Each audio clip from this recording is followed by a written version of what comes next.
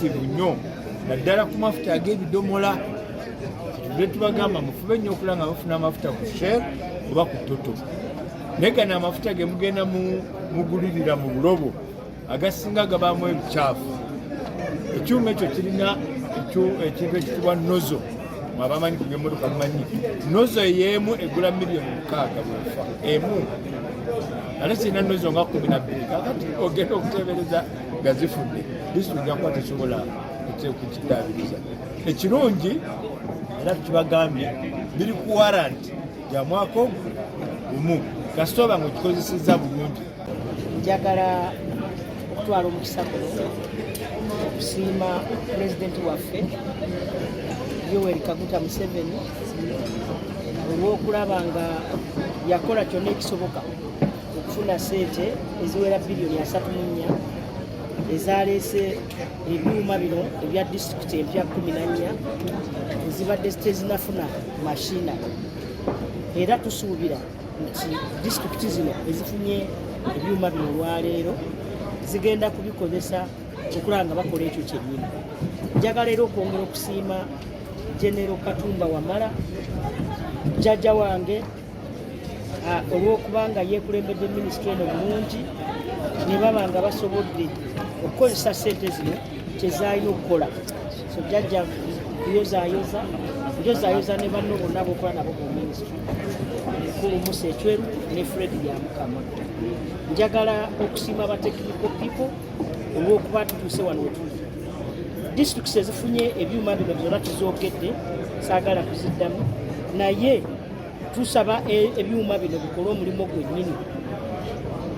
Tugezaako okulaba nga enguudo eza disitulikiti zonna zibanga nnungi nnyo, bikole bulungi yadde za ttaka, naye nga abantu basobola okutwala ebirime byabwe mu katale, abaana bagenda ku masomero, abalwadde bagenda ku malwaliro, n'okulabira ddala nti disitulikiti n'abantu baffe aba bulijjo batambuza Kalhanga ate nkigirira abantu b'e Rwampara East Constituency mu Parliament eno. Leero lunaku lwa ssanyu era tuyozayoza Pulezidenti Museveni ne Prime Minister waffe ne Parliament bonna abakulembeze bali mu gavumenti eno. Kino ekituuseeko leero kya ssanyu era tusanyuse nnyo kubanga ffe disitulikiti empya ezibadde nga tetulina byuma tubadde tukola amakubo gaffe mu bugubi. Leero tugenda kusala amakubo kubanga Parliament yakikola dda n'eteeka biliyoni 1 ku disitulikiti sente weeziri, naye disitulikiti empya tubadde tulina sente ne tusooka ne tulinda endala zikole ffe tukole oluvannyuma. So osanga nga ne burnout sente okuzikozesa nga tubadde tetukisobola kubanga tubadde tulina sente nga tetulina byuma. Ogenda no borrowing ebyuma olumaliriza ng'okoze eki nga bivuddeko nga sente tofunye time bali babitwala ne bakola. So nze nsiima nnyo gavumenti kubanga kino kigenda tuyamba okwongera kilometers eziri motorable mu constituencies zaffe ne districts zaffe. Misused. My ministry prepared a set of guidelines for use, care, and maintenance of the equipment which were distributed to the cows. Is there any cow here who has never got those guidelines? I think all of them did. Additionally, each of the Chief Administrative Officer signed a memorandum of understanding with my ministry to ensure that the guidelines are adhered to. Abuse of the equipment will lead to its withdrawal. This one I want to be very clear. Recently we had a case in Kagadi.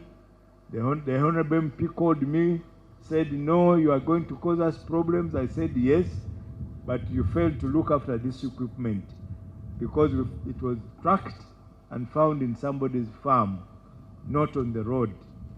And so I want to assure you that this equipment should be used for what they are meant for.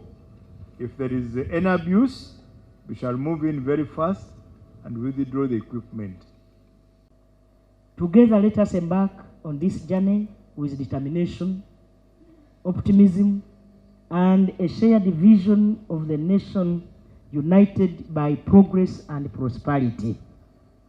Once again, let us all thank His Excellency the President of the Republic of Uganda for his vision and tremendous support in ensuring that Uganda achieves a reliable and safe works, transport infrastructure and services.